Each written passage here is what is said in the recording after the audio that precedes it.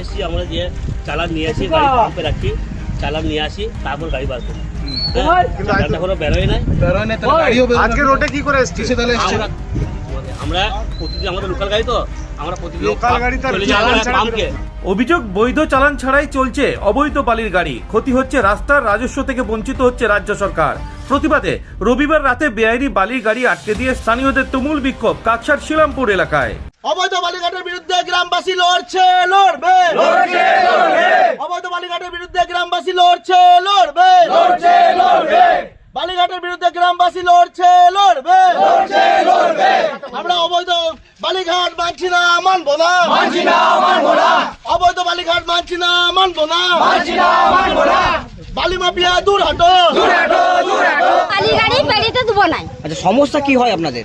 আমাদের সমস্ত আমাদের ছাগল গরু, তারপরে আমাদের নিজে থেকে যেতে হয়, আসতে হয়, তারপরে রাস্তা ড্রেন আমাদের নাই, তাহলে আমরা করবোটা কি? মানে কোনো কিছু যাতায়াত করতে পারেন না? না, এই যে আমরা এই ধারে ধারে খেলার মাঠ আর আমাদের ঘর এইদিকে এই যে গায়ের রাস্তা, তাহলে আমরা যাবো কি করে? ঘর গাড়ি।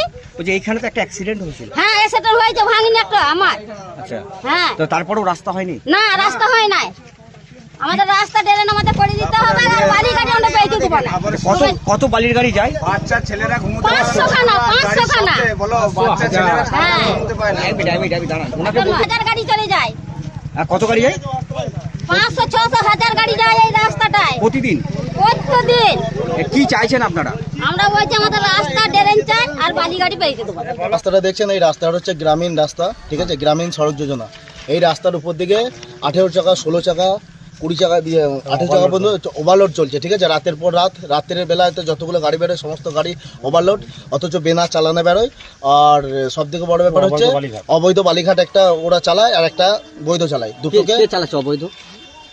ঝাড়খণ্ড পার্টি চালাচ্ছে, ওর সঙ্গে দেবরঞ্জন হাজরা আর গৌতম দেবনাথ, আচ্ছা, কে মিনারেলসের যে ঘাট চলে তারা যুক্ত আছে। আচ্ছা, তো আজকে আপনারা কি কারণে আমাদের একটাই দাবি যে এই রাস্তার উপরে কোনো হেভি গাড়ি চলবে না, ঠিক আছে, রাস্তার মেরামত হবে, তারপর গাড়ি চলবে।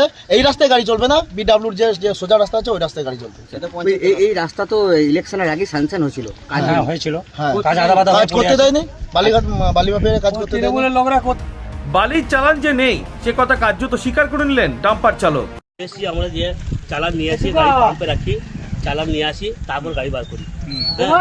এখনো বেরোয় নাই। আজকে রোডে কি করে এসছি?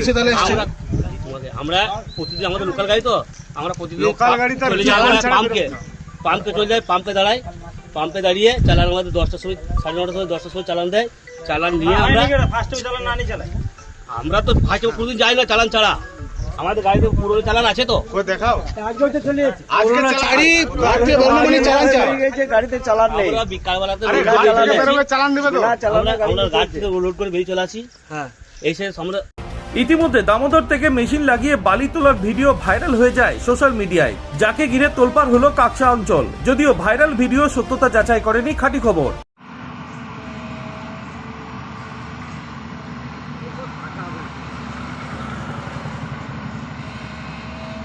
এখনো বালি স্টক হচ্ছে, প্রত্যেকটা বালি স্টক হচ্ছে।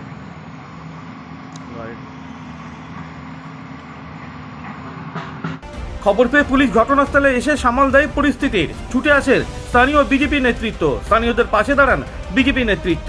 যে একটা হচ্ছে কাজ চলছে এখানে, তার হচ্ছে প্রতিবাদ উনি করছেন, ওনারা করছেন। কেন করছেন না, এই যে রাস্তা আছে সেই রাস্তাটা হচ্ছে মাত্র 10 ফুট থেকে 12 ফুটের রাস্তা। সেই রাস্তার দুধারে হচ্ছে আমার অনুন্নত যে সমস্ত মা বোনেরা থাকেন, বাড়ি আছে, তারা কোনো রকমভাবে আর এখানে হচ্ছে যাতায়াত করতে পারে না। 5খানা থেকে 7খানা গ্রামের হচ্ছে আমাদের মা বোনেরা যারা স্কুল, কলেজ, হসপিটাল এর কোথাও আসতে পারে না। এবং পশু যেটা হচ্ছে আমাদের সামনের যে নদী আছে, সেই নদীতে যে পশু চড়ানোর যে ব্যবস্থা সেটা পর্যন্ত তারা করতে পারে না। তো সেই জন্য দীর্ঘদিনের যে হচ্ছে বিজেপির কাছে যে আন্দোলন ছিল যে এইখানে আমরা এই রাস্তার উপর দিয়ে কোনো হেভি ওয়েট গাড়ি, ওভারলোডিং গাড়ি আমরা যেতে দেবো না।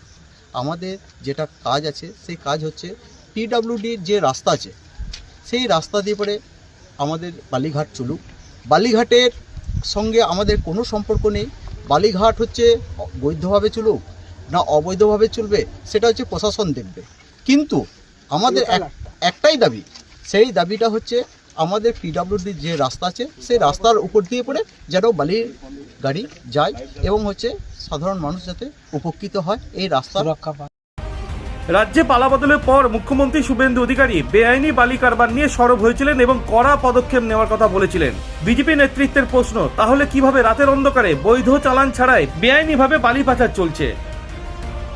কাকসা থেকে অনুরাধা সিংগুপ্ত রিপোর্ট, খাঁটি খবর।